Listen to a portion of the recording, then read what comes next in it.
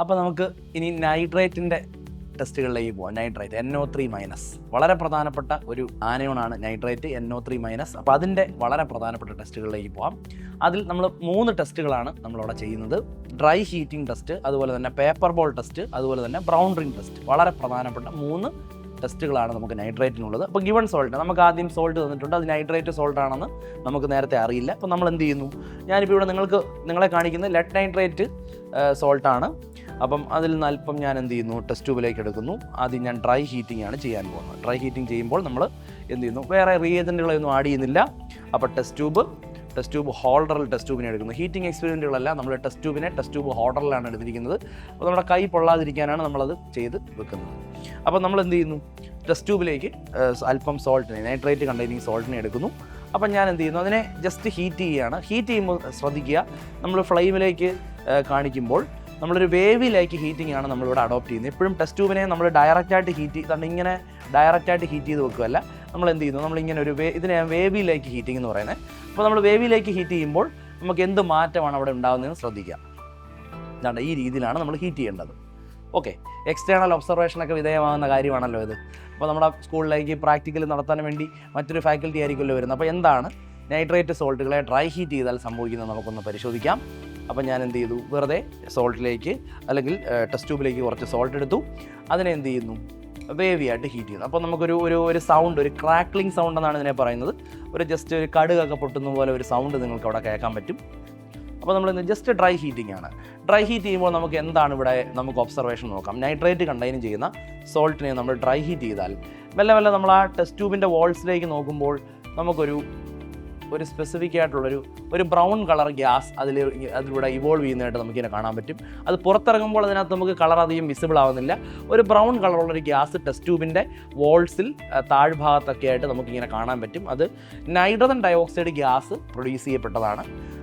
കാരണം nitrate contain ചെയ്യുന്ന സോൾട്ടിനെ നിങ്ങൾ ഡ്രൈ ഹീറ്റ് ചെയ്ത് കഴിഞ്ഞാൽ നൈട്രജൻ ഡയോക്സൈഡ് ഗ്യാസ് അസിഡിക് ഗ്യാസാണ് NO2, അത് പുറത്തേക്ക് ഇവോൾവ് ചെയ്യും. വെരി ഇമ്പോർട്ടൻ്റ് ആണ്. അപ്പം ഡ്രൈ ഹീറ്റ് ചെയ്താൽ നൈട്രേറ്റ് കണ്ടെയ്ൻ ചെയ്യുന്ന സോൾട്ടിനെ ഡ്രൈ ഹീറ്റ് ചെയ്താൽ ബ്രൗൺ കളേർഡ് ഗ്യാസ് പുറത്തേക്ക് വരും. അതൊരു പ്രത്യേക സൗണ്ടോട് കൂടിയാണ് ആ ഒരു ഡ്രൈ ഹീറ്റിംഗ് നടക്കുന്നത്. ക്രാക്ലിംഗ് സൗണ്ട് എന്നാണ് അതിനെ പറയുന്നത്. അതൊന്നും എക്സ്റ്റേണൽ ചോദിക്കാൻ സാധ്യതയില്ല. എന്നാൽ പോലും നമ്മൾ മനസ്സിലാക്കണം, ആ ബ്രൗൺ കളേർഡ് ഗ്യാസ് നൈട്രേറ്റ് അതിനകത്തുണ്ട്, അല്ലെങ്കിൽ നൈട്രജൻ ഡയോക്സൈഡ് ഗ്യാസ് പുറത്ത് വന്നു എന്നാണ് അതിൻ്റെ അർത്ഥം. ഇനി നമുക്ക് കുറച്ചും കൂടെ വൃത്തിയുള്ള കുറച്ച് ടെസ്റ്റുകളൊക്കെ ചെയ്യാം, നൈട്രേറ്റിൻ്റെ കൺഫർമേഷൻ. അപ്പോൾ ഇതൊരു പ്രിലിമിനറി അനാലിസിസ് മാത്രമാണ്, ഇതുകൊണ്ട് ഉറപ്പിക്കുന്നില്ല. അപ്പോൾ നൈട്രേറ്റ് മേ ബി പ്രസൻറ്റ് എന്നാണ് നമ്മളിവിടെ കൺക്ലൂഡ് ചെയ്യുന്നത്. ഓക്കെ, അപ്പോൾ നമ്മൾ വീണ്ടും എന്ത് ചെയ്യുന്നു, ടെസ്റ്റ് ട്യൂബ് സ്റ്റാൻഡിലേക്ക് നമ്മൾ ടെസ്റ്റ് ട്യൂബിനെ മാറ്റുന്നു. അപ്പോൾ അവിടെ എന്താണ്, ടെസ്റ്റ് ട്യൂബ് ഹോൾഡറിൽ നമ്മൾ അതിനകത്ത് നിന്ന് റിമൂവ് ചെയ്യുകയാണ്. ഇനി വീണ്ടും നമ്മൾ അല്പം സോൾട്ടിനെ വീണ്ടും ടെസ്റ്റ് ട്യൂബിൽ എടുക്കുക. നൈട്രേറ്റിനെ നമ്മൾ വീണ്ടും ഒന്നും കൂടെ എന്ത് ചെയ്യുന്നു, കൺഫേം ചെയ്യാൻ പോവുകയാണ്. അപ്പം ഞാൻ അല്പം നൈട്രേറ്റിനെ എന്ത് ചെയ്യുന്നു, സോൾട്ടിലേക്ക് എടുക്കുന്നു. അല്പം നൈട്രേറ്റ് കണ്ടെയ്ൻ ചെയ്യുന്ന സോൾട്ടിനെ ഞാൻ ടെസ്റ്റ് ട്യൂബിലേക്ക് എടുത്തു. ഇതിലേക്ക് അല്പം കോൺസെൻട്രേറ്റഡ് സൾഫ്യൂരിക് ആസിഡാണ് നമ്മൾ ഇനി ആഡ് ചെയ്യാൻ പോകുന്നത്. ഇതുവരെ നമ്മൾ കോൺസെൻട്രേറ്റഡ് സൾഫ്യൂരിക് ആസിഡ് വെച്ചിട്ട് വലിയ എക്സ്പെരിമെൻറ്റുകളൊന്നും ചെയ്തിട്ടില്ല. ഇപ്പം ഒരു മേജർ എക്സ്പെരിമെൻ്റാണ് നമ്മളിവിടെ സിസ്റ്റമാറ്റിക് അനാലിസിസ് ഓഫ് ആനിമലിൽ ചെയ്യുന്നത്. സോൾട്ടിലേക്ക് അല്പം കോൺസെൻട്രേറ്റഡ് സൾഫ്യൂരിക് ആസിഡിനെ നമ്മൾ ആഡ് ചെയ്ത് കൊടുക്കുകയാണ്. അപ്പോൾ കോൺസെൻട്രേറ്റഡ് സൾഫ്യൂരിക് ആസിഡ് ഞാനിവിടെ എടുത്ത് വെച്ചിട്ടുണ്ട്. അതിനെ ഞാൻ ഒരു ഡ്രോപ്പറിൻ്റെ സഹായം, കാരണം കോൺസെൻട്രേറ്റഡ് സൾഫ്യൂരിക് ആസിഡാണ്, ഹാൻഡിൽ വിത്ത് കെയർ. ഓക്കെ, വളരെ സുരക്ഷിതമായി കൈകാര്യം ചെയ്യണം. അപ്പോൾ നമ്മൾ കോൺസെൻട്രേറ്റഡ് സൾഫ്യൂരിക് ആസിഡിനെ ഒരു ഡ്രോപ്പറിൻ്റെ സഹായത്തോടു കൂടി അല്പം കോൺസെൻട്രേറ്റഡ് സൾഫ്യൂരിക് ആസിഡിനെ ഡ്രോപ്പ് ബൈ ഡ്രോപ്പായി ഈ പറയുന്ന സോൾട്ടിലേക്ക് ഞാൻ ആഡ് ചെയ്ത് കൊടുക്കും. ഓക്കെ, അപ്പോൾ അല്പം കോൺസെൻട്രേറ്റഡ് സൾഫ്യൂരിക് ആസിഡിനെ ഇതിലേക്ക് ആഡ് ചെയ്യുന്നു. ആഡ് ചെയ്തതിന് ശേഷം എന്ത് ചെയ്യുന്നു, ആ സൾഫ്യൂരിക് ആസിഡിൻ്റെ ബോട്ടിൽ സുരക്ഷിതമായി അടച്ച് മാറ്റി വെക്കുക. അതാണ് ഏറ്റവും ഇമ്പോർട്ടൻറ്റ്. ഒരു റിയേജൻ്റ് എടുത്തു കഴിഞ്ഞാൽ അത് ക്ലോസ് ചെയ്ത് ഇരുന്നിടത്ത് തന്നെ വെക്കുക. അത് വളരെ ഇമ്പോർട്ടൻ്റ് ആയിട്ടുള്ളൊരു കാര്യമാണ്. അപ്പോൾ നമ്മൾ സോൾട്ടിലേക്ക് എന്ത് ചെയ്യുന്നു, കോൺസെൻട്രേറ്റഡ് സൾഫ്യൂരിക് ആസിഡിനെ ആഡ് ചെയ്യുന്നു. അപ്പോൾ ഞാൻ ടെസ്റ്റ് ട്യൂബ് ഹോൾഡറിലേക്ക് അതിനെ എടുത്തു. വേണമെങ്കിൽ ജസ്റ്റ് റിയാക്ഷൻസ് ഒക്കെ നടക്കാൻ വേണ്ടി ജസ്റ്റ് ഒന്ന് ഹീറ്റ് ചെയ്യാം. ഹീറ്റ് ചെയ്യുമ്പോൾ എപ്പോഴും നമ്മൾ ലൈക്ക് ദിസ്, ഈ രീതിയിലാണ് നമ്മൾ വേവിലേക്ക് ഹീറ്റിംഗ് ആണ്. ഞാനിങ്ങനെ ഈ ഹീറ്റ് ചെയ്ത ഈ ഒരു ഇതിലേക്ക് ഒരു പേപ്പർ ബോൾ എൻ്റെ കൈവശം ഇരിപ്പുണ്ട്. ഒരു ചെറിയ പേപ്പറിൻ്റെ ഒരു ബോൾ പോലെ നമ്മളിങ്ങനെ ചുരുട്ടി വെച്ചിരിക്കുകയാണ്. ഈ പേപ്പർ ബോൾ ഈ ഒരു രൂപത്തിൽ ചുരുട്ടി വെച്ചിരിക്കുന്നു. ഇത്രയും സൈസ് മതി. അപ്പോൾ ആ പേപ്പർ ബോളിനെ നമ്മൾ എന്ത് ചെയ്യുന്നു, നൈസായി ഇതിലേക്ക് നമ്മൾ ഇടുന്നു. എന്നിട്ട് വീണ്ടും നമ്മൾ എന്ത് ചെയ്യുന്നു, ഹീറ്റ് ചെയ്ത് കൊടുക്കുന്നു. ഹീറ്റ് ചെയ്യുമ്പോൾ എന്തൊക്കെയാണ് ഇവിടെ ഒബ്സർവേഷൻ എന്ന് നമുക്ക് മനസ്സിലാക്കാൻ പറ്റും. ഒരു ബ്രൗൺ കളർ ഗ്യാസ് അവിടെ പ്രൊഡ്യൂസ് ചെയ്യപ്പെടുന്നു. അത് പുറത്തേക്ക് പോകുന്നതായി നമുക്ക് ഒബ്സർവ് ചെയ്യാൻ പറ്റും. വളരെ ക്ലിയറായി നമുക്കത് വിസിബിളാണ്. നമ്മൾ നോക്കിക്കഴിഞ്ഞ് കഴിഞ്ഞാൽ ഒരു ബ്രൗൺ കളേർഡ് ഗ്യാസ് വളരെ ഫാസ്റ്റായിട്ട് പ്രൊഡ്യൂസ് ചെയ്യുകയും അത് പുറത്തേക്ക് പോകുന്നതായിട്ട് നമുക്ക് കാണാനും പറ്റും. This confirms the presence of nitrogen dioxide, that is nitrate. NO3- ആണ് ഇത് കൺഫേം ചെയ്യുന്നത്. നോക്കേ, നേരത്തെ നമ്മൾ ഡ്രൈ ഹീറ്റ് ചെയ്തതിനെക്കാട്ടി ഇഫക്റ്റീവ് അല്ലേ? ഞാൻ ഒന്നുകൂടെ ഹീറ്റ് ചെയ്യാം. കണ്ടോ, പേപ്പർ ബോൾ ഇട്ടിട്ട് കോൺസെൻട്രേറ്റഡ് സൾഫ്യൂരിക് ആസിഡും സോൾട്ടും കൂടെ പേപ്പർ ബോളുമായിട്ട് റിയാക്ട് ചെയ്യുമ്പോൾ ഉണ്ടോ ബ്രൗൺ കളേഡ് ഗ്യാസ് കണ്ടില്ലേ വളരെ പുറത്തേക്ക് വരുന്നത്? നിങ്ങൾ ആ ടെസ്റ്റ് ട്യൂബിൻ്റെ വോൾസിൽ നോക്കി വളരെ ഇഫക്റ്റീവായിട്ട് നമുക്ക് ചെയ്യാൻ പറ്റുന്ന ഒരു എക്സ്പെരിമെൻ്റ് ആണ്. അപ്പോൾ നൈട്രേറ്റിൻ്റെ വളരെ പ്രധാനപ്പെട്ട ഒരു കൺഫർമേറ്റീവ് ടെസ്റ്റുമാണ്. അപ്പോൾ salt plus concentrated sulphuric acid plus paper ball വളരെ ചെറിയൊരു പേപ്പർ ബോൾ അതിലേക്ക് ആഡ് ചെയ്യുക. അപ്പോൾ നമുക്ക് ഈസി ആയിട്ട് ആ ബ്രൗൺ കളേഡ് ഗ്യാസ് പുറത്തേക്ക് വരുന്നതായിട്ട് കാണാൻ പറ്റും. സോ നമുക്ക് മനസ്സിലാക്കേണ്ടത് ഏത് ഗ്യാസാണ് ഈ പുറത്തേക്ക് വരുന്നത്? Nitrogen dioxide. അപ്പോൾ ഇതാരുടെ കൺഫർമേറ്റീവ് ടെസ്റ്റാണ്? നൈട്രേറ്റ് റാഡിക്കലിൻ്റെ എന്താണ് കൺഫർമേറ്റീവ് ടെസ്റ്റാണ് ഇപ്പോൾ നമ്മൾ മനസ്സിലാക്കിയത്. ഇനി നമുക്ക് ഇതുപോലെ തന്നെ ബ്രൗൺ റിംഗ് ടെസ്റ്റ് എന്ന് പറഞ്ഞാൽ വളരെ ഫേമസ് ആയ ഒരു ടെസ്റ്റും കൂടെയാണ് ഈ നൈട്രേറ്റിൻ്റെ കൺഫർമേറ്റീവ് ടെസ്റ്റിൽ നമുക്കുള്ളത്. നമുക്കതൊന്ന് ചെയ്ത് നോക്കാം. അപ്പോൾ നമ്മളിവിടെ വീണ്ടും അതിനെ നമ്മൾ ടെസ്റ്റ് ട്യൂബ് സ്റ്റാൻഡിലേക്ക് മാറ്റി ടെസ്റ്റ് ട്യൂബ് ഹോൾഡർ അവിടെ നിന്ന് എടുക്കുന്നു. വീണ്ടും നമ്മൾ ബ്രൗൺ റിംഗ് ടെസ്റ്റ് കണ്ടക്ട് ചെയ്യാം. ബ്രൗൺ റിംഗ് ടെസ്റ്റ് വളരെ കെയർഫുള്ളായി ചെയ്യേണ്ട ഒരു എക്സ്പെരിമെൻ്റ് ആണ്. അധികം ഷേക്കിംഗ് ഒന്നും വരാത്ത രീതിയിൽ വളരെ കെയർഫുള്ളായിട്ട് ഇതിലേക്ക് ചെയ്യേണ്ടതാണ്. അപ്പോൾ നമ്മൾ എന്ത് ചെയ്യുന്നു? വീണ്ടും സോൾട്ടിനെ അല്പം ടെസ്റ്റ് ട്യൂബിലേക്ക് സോൾട്ട് എടുക്കുന്നു. ബ്രൗൺ റിംഗ് ടെസ്റ്റ് ചെയ്യുന്ന ആദ്യത്തെ പ്രൊസീജിയർ എന്ന് പറഞ്ഞാൽ ഇതിലേക്ക് അല്പം freshly prepared ferrous sulphate solution add ചെയ്യുകയാണ്. അപ്പോൾ നമ്മുടെ കൈവശം FeSO4 ഫെറസ് സൾഫേറ്റ് സൊല്യൂഷൻ ഉണ്ട്.